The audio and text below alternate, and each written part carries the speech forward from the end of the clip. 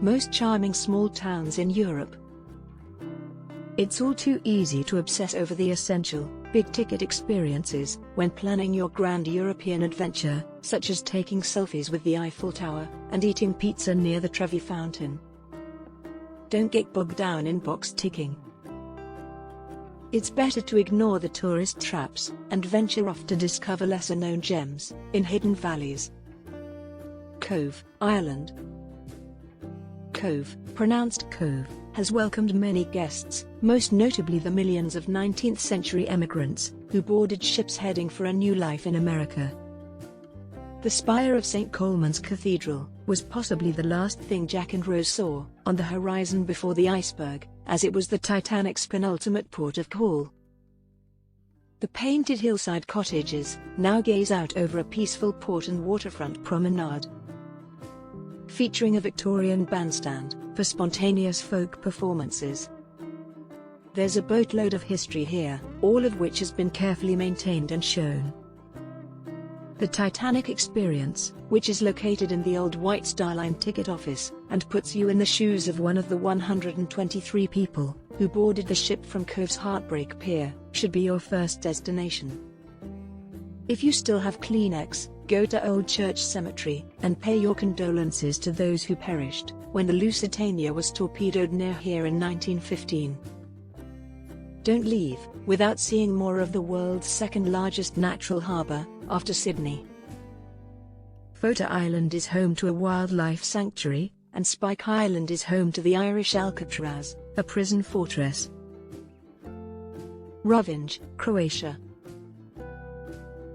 If the bell tower looks familiar, it's because the architect was so taken by Venice's St. Mark's Campanile that he sought to reproduce it in Rovinj.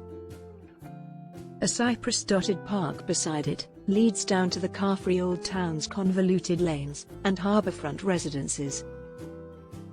Rovinj is located on the Istrian Peninsula, right off the coast of Italy, and you'll be pleased to learn that many local chefs take inspiration from their Adriatic neighbours. If you're looking for homemade pasta with shavings of prized Istrian truffles, you won't be disappointed.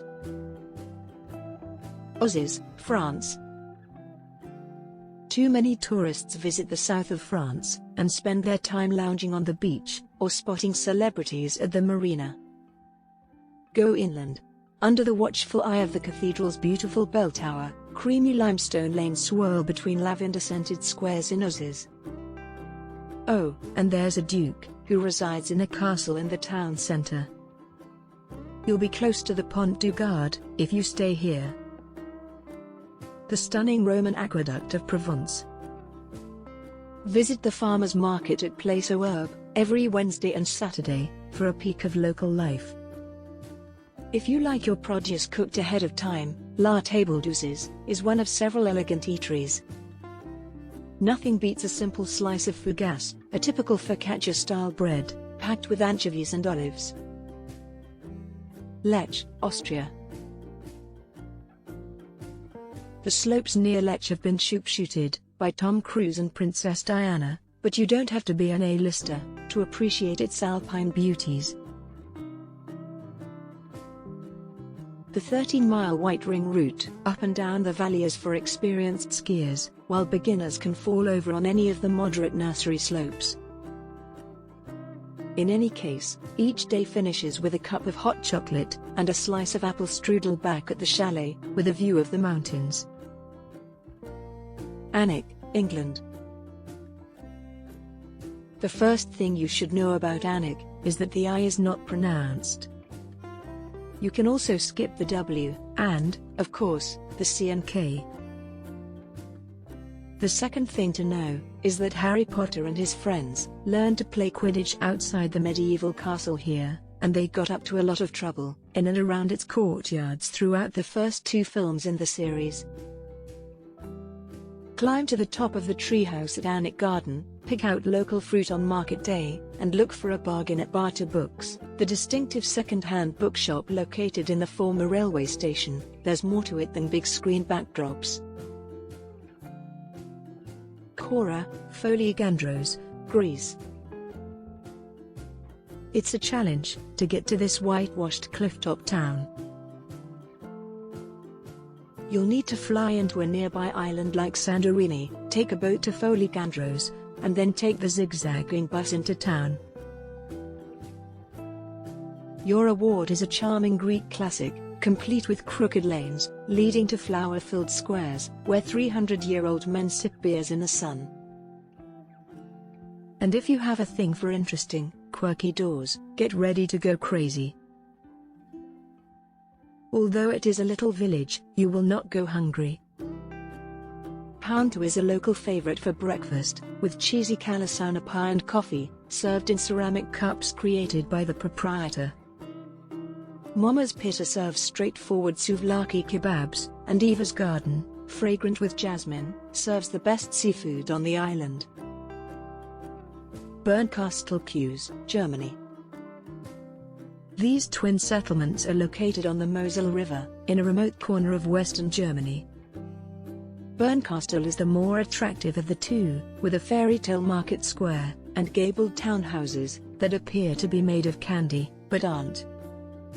Kues is famous for being the birthplace of Nicholas of Kues, a well-known 15th-century figure. The Moselle Valley is known for its Riesling grapes, which you can take a leisurely tour of, and it's a state-designated health resort, which basically means the air is clean, and the food is delicious. Albarracin, Spain. It's easy to see why there have been so many battles over Albarracin throughout history. It's ideally located above the Guadalquivir River in central Spain, on the slope of a stony valley. It's also a very beautiful area to live. The town's two primary attractions, the 16th-century cathedral in the historic center, and the Moorish fort on the ridge, are nestled between the crumbling terracotta dwellings. It may appear to be a long hike up the hill, but it only takes 10 minutes, and rewards you with a spectacular perspective. When is the best time to visit? September. The summer heat has subsided, but more importantly, fiesta time has arrived. It's a week-long celebration that culminates in an animal auction at the town hall, with fireworks lighting up the sky, and bulls running uncontrolled in the streets. Ålesund, Norway. When Ålesund's fishing port burned down in 1904, it could have been tempting to abandon the burning wreck and start over somewhere else. The location, nevertheless, was too spectacular to pass up, 7 islets in a turquoise Atlantic Bay. As a result, Ålesund was rebuilt, this time using less combustible materials than wood. Art Nouveau was all the rage at the time, and Ålesund has a whole town's worth of fairy tale towers and pastel facades with twiddly ornamentation, so architecture nerds should definitely pay a visit.